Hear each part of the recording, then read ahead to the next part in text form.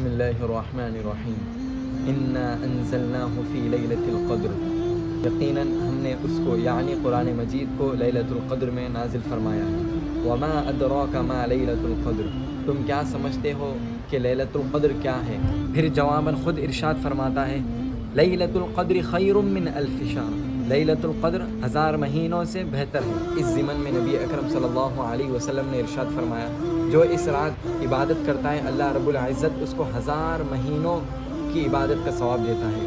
گویا کہ ہر وہ عمل جو بنی آدم اس رات میں کرتا ہے اللہ رب العزت اس کو 1000 گنا بڑھ کر ثواب عطا فرماتا ہے۔ یقیناً اللہ کے خزانوں میں کوئی کمی نہیں ہے۔ تنزل الملائکۃ والروح فیہا، اس میں فرشتوں کا اترنا جس میں روح یعنی جبرائیل علیہ السلام بھی ہوں گے، جیسا کہ حدیث پاک میں ہے سدرۃ المنتہا کے لاتعداد فرشتے جبرائیل علیہ السلام کے ساتھ مغرب کے بعد زمین پر اترتے ہیں اور پھیل جاتے ہیں اور مومنین کے حق میں دعائے مغفرت کرتے ہیں۔ ربہم من کل امر، ہر کام ان کے رب کے حکم سے ہوتا ہے۔